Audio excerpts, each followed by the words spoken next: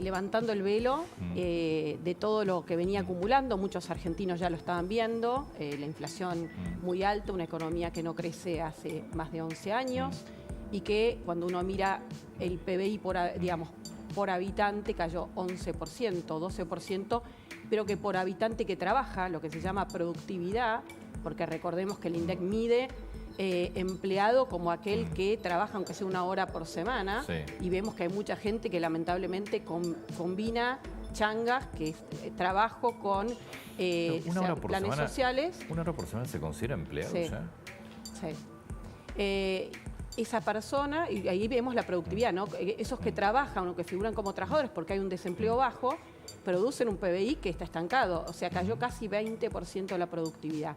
Esto no lo ven los argentinos, pero vemos los resultados, los salarios que van quedando atrás de la inflación sistemáticamente y bueno, y ahora una situación de sinceramiento de un montón de precios de la economía que venían congelados, demorados, contenidos sobre todo en el último año, pero muchos ya llevan más tiempo, que obviamente son un combo complicado, pero que también son necesarios de ordenar, porque los precios son una señal clave para la toma de decisiones, para ver dónde invertir. En el caso de las tarifas, para nosotros, cuando empiecen tenemos que pagar tarifa plena o casi plena, cuánta energía o cómo ahorrar energía, aquello que uno no paga, que es gratis, no lo ahorra.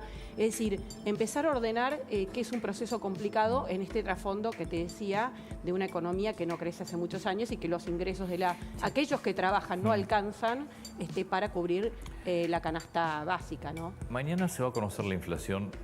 No sé la estimación de ustedes en cuánto está, pero medianamente en el orden del 20%, la mayor cantidad de consultoras.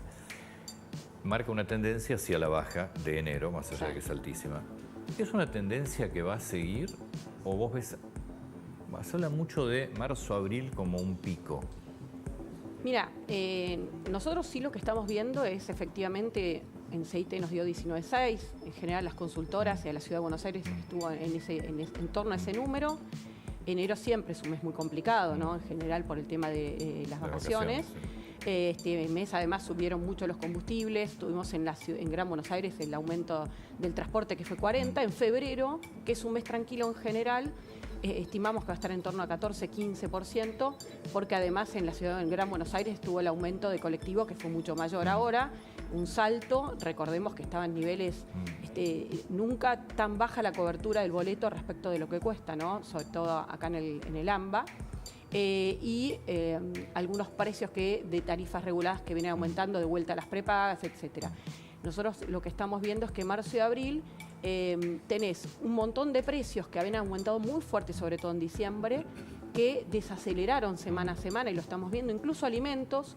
No es algo lineal, tenés alguna semana que por ahí tenés alguna aceleración, pero en general está desacelerando. Muchos precios como artículos del hogar, electrodomésticos, que habían aumentado, yo te diría, tal vez en exceso en diciembre, porque no había una brújula dónde iba a llevar el dólar, etcétera.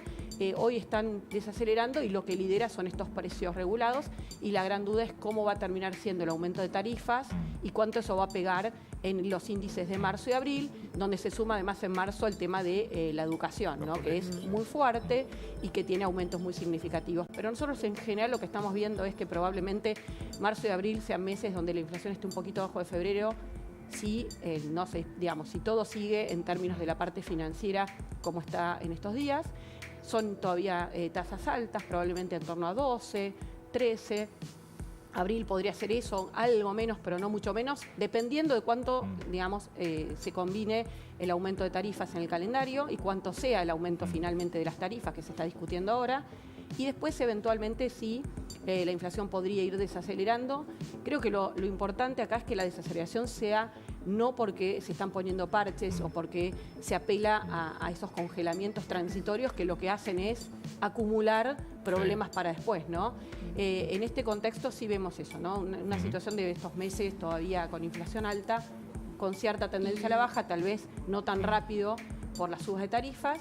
Y bueno, si todo sigue así, podría llegar a un dígito el mes de mayo. Pero bueno, falta mucho, es todavía muy inestable el escenario como para tener tan claro el panorama, ¿no? Con estos números de inflación, ¿ustedes ven que el dólar se está atrasando porque camina un crawling peg en torno al 2% o ven que está bien el dólar oficial?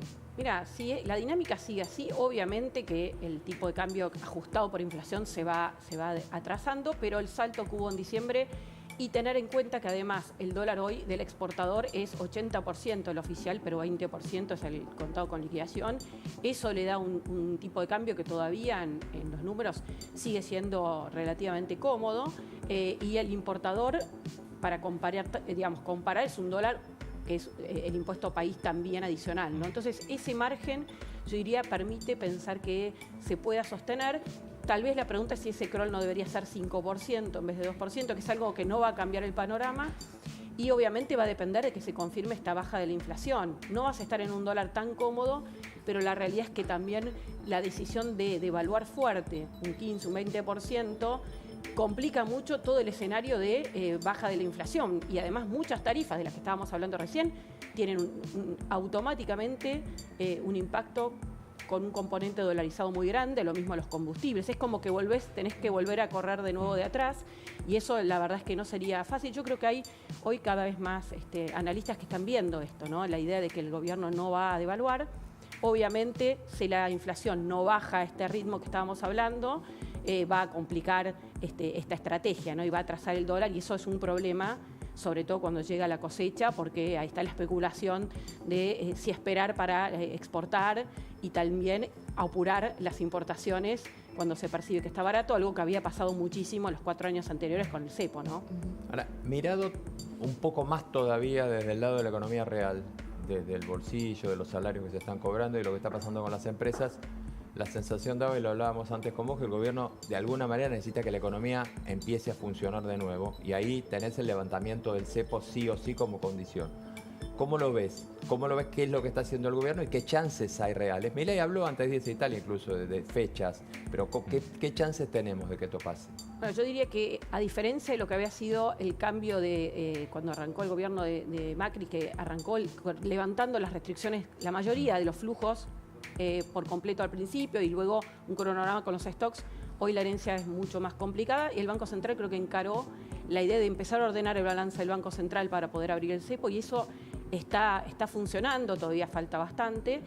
Y se fue liberando el tema del comercio exterior con estos cronogramas de pago de importaciones, que ya está funcionando, y el problema de las pymes, ¿no? De la deuda de importaciones de las pymes, también ya está con una fecha, hacia mitad de año va a estar, te diría, totalmente o prácticamente todo resuelto. Queda todavía mucho por resolver de esos pasivos, y levantar el cepo, que implica que facilitaría eventualmente la demanda de todos aquellos que todavía quieren cancelar sus deudas y no han podido.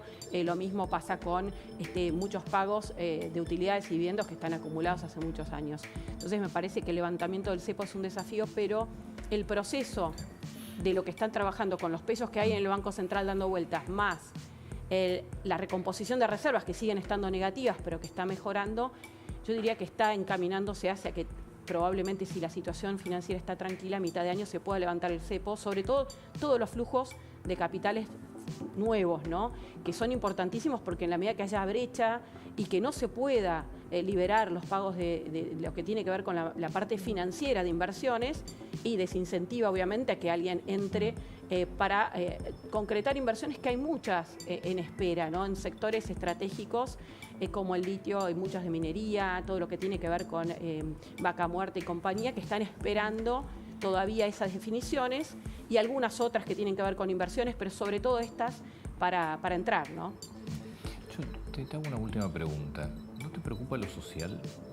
Sí, sin duda, es un tema, como hablaba antes, ya la pobreza estaba arriba cerca del 50% cuando se vean los números, y en la medida en que la economía no crece y la inflación es muy alta, corre mucho más rápido, ¿no? El costo de las cosas, la canasta básica alimentaria, que lo que son los ingresos, y lo mismo en el caso de la clase media.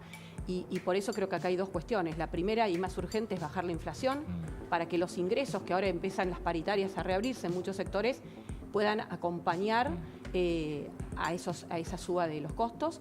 Y por otro lado, que la economía empiece a andar para que justamente pueda haber un poco más de actividad. Entonces es un tema complicado. Igual estaba haciendo unos números proyectando lo que sería el costo de la canasta básica, sobre todo para la indigencia, ¿no? La canasta básica alimentaria, y las decisiones que tomó el gobierno. Y creo que acá hay, si se quiere, una nota positiva, que es cuánto cubre la suma de la canasta básica alimentaria y la UH respecto del costo, o sea, la asignación universal Sí, por hijo, la canasta respecto de la alimentar canasta respecto a la indigencia. canasta básica, y la verdad es que se había deteriorado enormemente. En el 2023, la UH solamente había subido 111%, con una inflación de lo que es la canasta básica de casi 260%.